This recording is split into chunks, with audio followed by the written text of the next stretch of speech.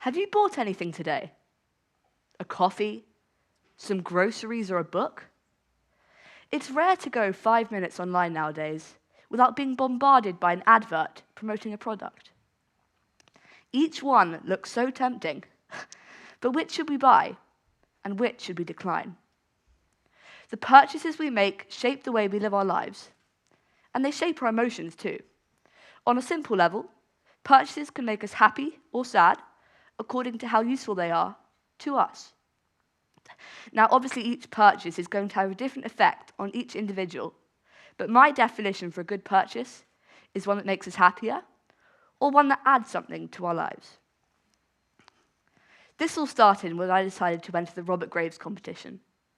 I had to construct an essay question based on 2 of the talks I listened to over the past year.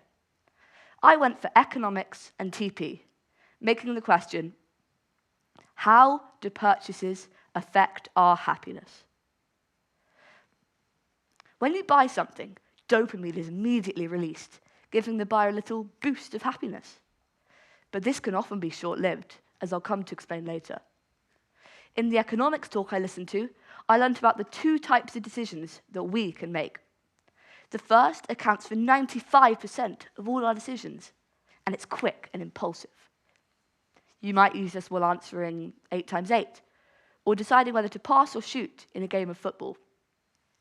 The only problem with this is we sometimes think too quickly and come out to the wrong decision. The second accounts for just 5% of all our decisions, but this is because it takes time and effort to process and evaluate what to do next. You might use this while writing an essay, or trying to work out what you had for lunch 2 days ago. This one makes far fewer mistakes, but takes more time than the first. There are also 3 types of purchases: necessities, thought-through purchases, and poorly chosen purchases. Now, you may see where I'm going with this, but if you don't, I believe the type of decision we make, impulsive or calculated, directly affects the type of purchase we make. Thought-through purchases, poorly chosen purchases, or necessities. Let me explain. Firstly, necessities. These are exceptions on a basic level, as we need them. Like, come on, the type of decision we make isn't going to have the world of difference when deciding over macaroni, cheese, or lasagna for dinner. But feeling as if we should buy another takeaway or overly expensive clothes can often be linked to what type of decision we make, impulsive or calculated. Secondly, the poorly chosen buys. These are often cheaper things, like a bar of chocolate, but they can also be fads. These have been so many things over the years, from a Rubik's Cube, to Crocs, to even a fidget spinner. Because these things are cheaper, we feel as if they're going to have the smallest impact on our lives, and so we make that quick, impulsive decision, and that's that.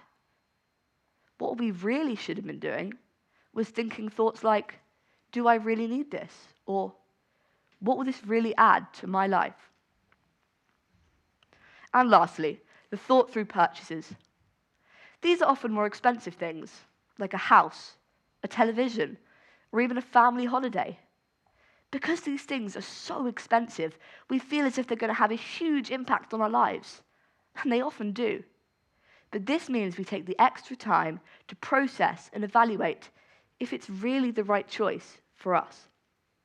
This type of decision-making makes far fewer mistakes.